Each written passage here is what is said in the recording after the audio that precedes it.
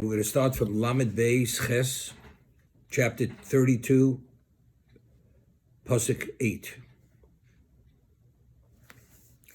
V'hanchel Elyon Goyim.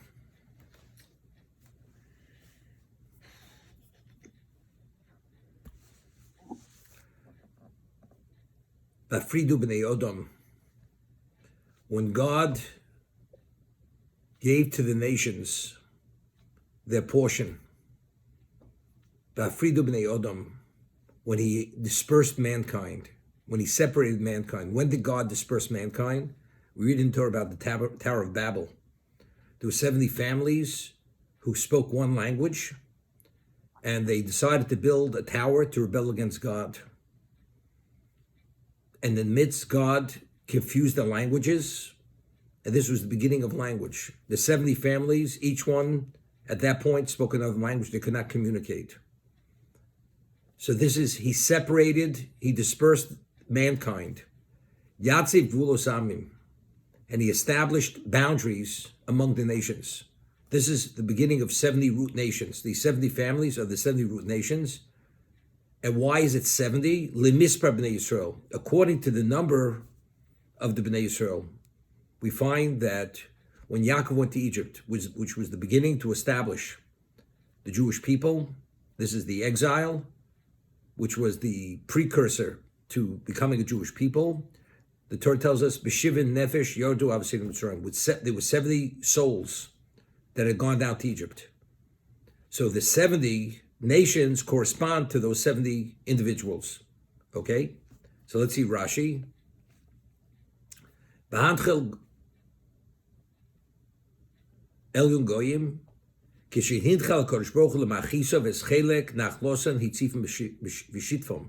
when God initially had given their portion to those who enraged him, and he inundated them, and he dispersed them, at the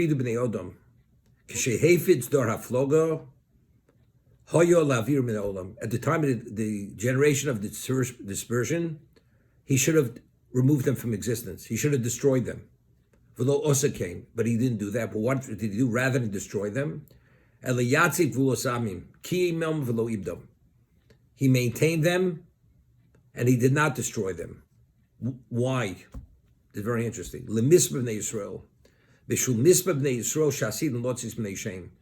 We as Jews, we descend from, Noach had 3 sons, Shem, Chom, and Yefes. We descend from Shem. That because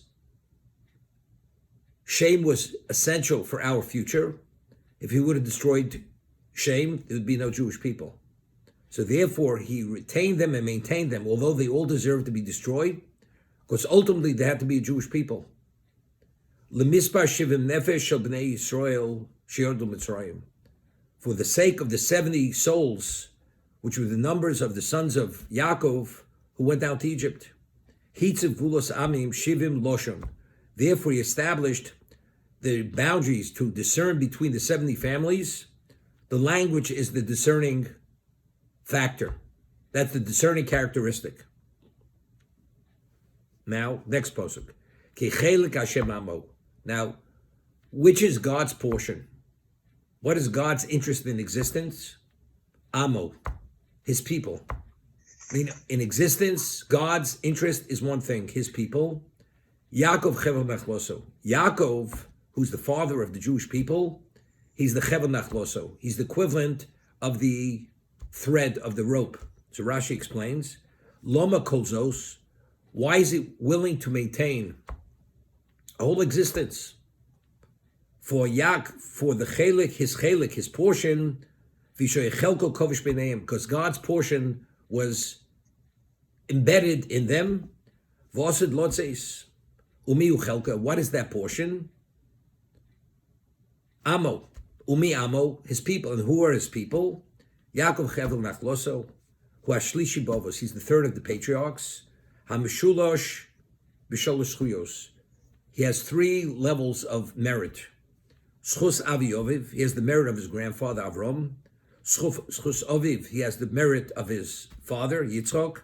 Uschuso, and he has his own personal merit. Harei Gimel. What is 3? You have a 3-plied thread, which is a stronger thread. He is that, the equivalent of that. And Yaakov and his children, that was God's portion.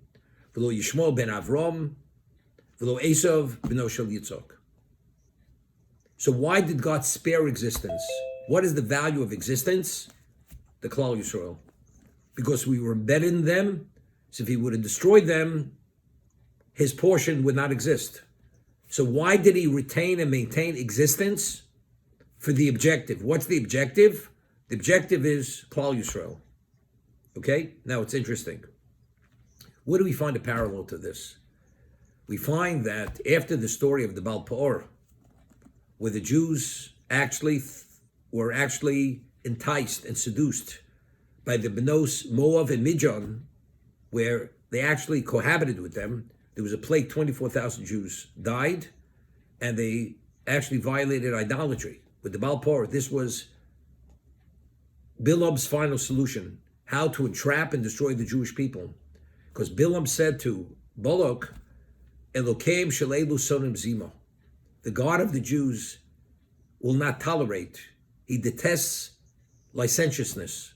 So if you entice them and get them involved, he will destroy them. So Hashem says to Moshe, he should go and avenge the vengeance of Yisrael. From Midian, destroy them. There should not be a survivor. Destroy them. And then Moshe says to the Jews, we should go to do Nikmas Hashem b'Midian, the vengeance of God. So Hashem says to Moshe, I said to you, it's Nikmas Yisrael, it's the vengeance of the Jews. Why did you say Nikmas Hashem? So Moshe says to Hashem, before Sinai, the concept of anti-Semitism didn't exist. So why all of a sudden does anti-Semitism rear its head that they want to destroy us? Why? The answer is because you're embedded in us, because we're your people. So what is God's nachlo? What is his chelik in existence? God's interest is the Klal Yisrael. That's God's interest. Ki chelik Hashem amo. So why did he spare Midian? So Rashi asks, what about Moab? Why wasn't Moab destroyed? Moab was not destroyed because there were 2 starlings that were meant to come, Rusa Moviav and Nama Amonis. Because if Moab would have been destroyed, there wouldn't be a Rus. And they had to be a Rus. Why did there have to be a Rus? Because there had to be a David HaMelech. So it's very interesting. Why did God not destroy the world at the time of the generation of the dispersion? Because there had to be a Klal Yisrael.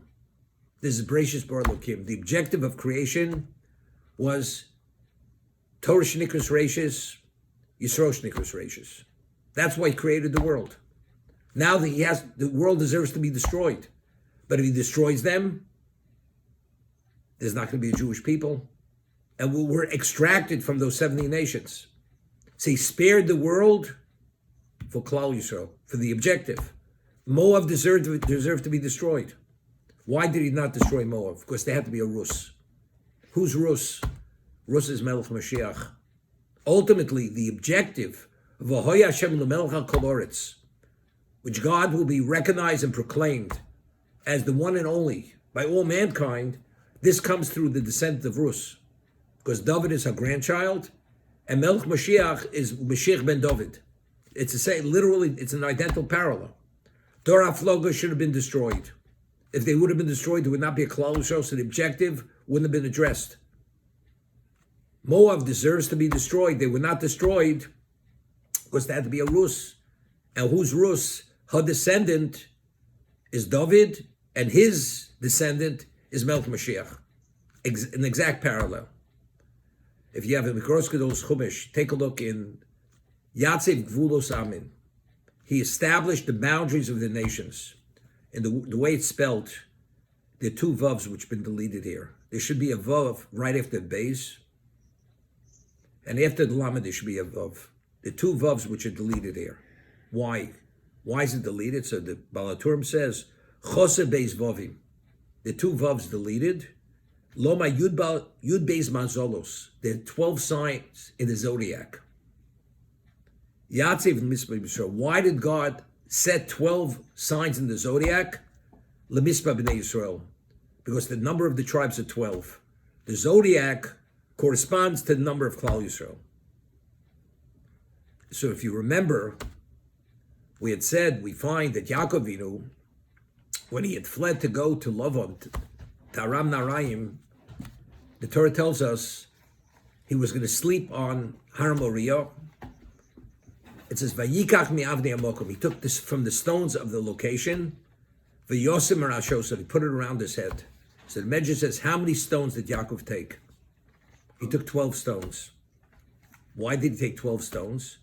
Because he wanted to see, he said, if the stones will be fused into one stone, that will be a confirmation that he is the patriarch to establish the Jewish people. And if not, that means as his father was not and his grandfather was not, there'll be a fourth patriarch. But if they are fused into one stone, that means he is the Av, he's the father of Klal Yisrael. He awakens, Vayikacho Evan. He took the stone, which was 12, which became one, and he says, and it says immediately, he was like walked on air when he went to Lavan. So the Medrash asks, what did God do with that one stone? The 12 stones that were fused into one stone, what did God do with that one stone? So the Medrash says he sank it to the center of existence. Why? Because this is the cornerstone of existence, what we call Even Apina. And then the Medrash goes to say, why are there 12 hours during the daytime period? Why the 12 hours during the nighttime period? To reflect the number of Klal Yisrael. Why the 12 months in a year? To reflect the number of Klal Yisrael. Why the 12 signs in the zodiac? To reflect the number of Klal Yisrael. Meaning, every aspect of existence, why does it exist? Because of the Jewish people. This is Kichelik Hashem Amo. Why did the 70 nations, why did he spare them? At the time of the generation of the dispersion, they should have been destroyed. But if he would have destroyed them, there wouldn't be a Klal Yisrael. Therefore, he spared them because Chelik Hashem Amo, because his Chelik, his portion, was among them. And what is his portion? Yaakov Chevet Achloso, that's 12. Yaakov had 12 sons. And that's identified through the number 12, that wherever you turn in existence, that imprint of 12, that characteristic reflects wherever you turn. To understand exactly what the objective of existence is the Klal Yisrael. Now there's a beautiful Sifarn over here, beautiful, which only secures this understanding. He explains, we ourselves in the number, we have nations which are 1 billion people. You have the Chinese, you have the Indians. What are we? We're 14 million people. We're literally, we're a speck compared to all the other nations. And yet, the world talks about us. Open the news, Israel, Jews. The Jews always is always the bone of contention of existence throughout history. We're only a handful, but yet we're blaring. We're in everybody's crosshair, so to say. So he explains the Sefarno. Again, if you have Mikros Gedol's Chumash, Lemispa b'nei Yisrael, Bishvil b'nei Yisrael shall you say mispart. The nations of the world exist for the b'nei Yisrael, who are only a small number. V'hoyu asidim os lotzeis mosam ha'amim. And the small number of people are meant to descend from what? From these nations. V'rayal zeh. What's proof of this? Ki chelik Hashem amo. Ki ein lekel yisborach chelik b'mina anushi el amo. The only interest God has among mankind is his people. Lo sharumos, not the other nations. Ubchein isbar shalulei amo, if not for his people, shahu hoya osid os lotzeis mosa na umos, which were meant to descend from these nations, hoya lo abdom binyan hafloga. He should have destroyed them at the time of the dispersion. So why did he not? What's very interesting. Sinai was a public event. The whole world knew about Sinai. God took the Jews as his people. So what does it say to the world? What is God's interest in existence? Who are God's people? The Jewish people. We are God's people. So God is saying, all you people, your value, you have no value unto yourselves. Because if I'm God and I'm the creator and my people are only the Jews, which are a handful, that means your value is only them. Now it's very interesting. We find there's a Ramban, the Ramban writes, before the Mabul, mankind was not permitted to eat meat.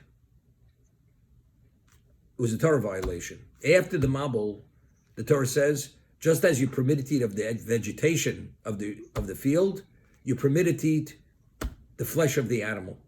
It was permitted. So Ramban says, why? Why pre-flood, not post-flood, yes. So he explains, pre-flood, what is the right of the human being to kill the animal? How do you have a right? You exist, the animal exists. But post-flood, why does the world exist? Because Noach motzei b'nei Hashem. So now the animal only exists because Noach chose to be the tzaddik. So because now the animal exists only because of Noach, therefore mankind has a right to take the animal to satisfy and to accommodate his needs. That's the Ramban. So what's the value of the world now? The world is because of the human being. Now, what is the value of the world after the Dor HaFloga? The value of the world is Klal Yisrael, because they would have been destroyed if not for Klal Yisrael.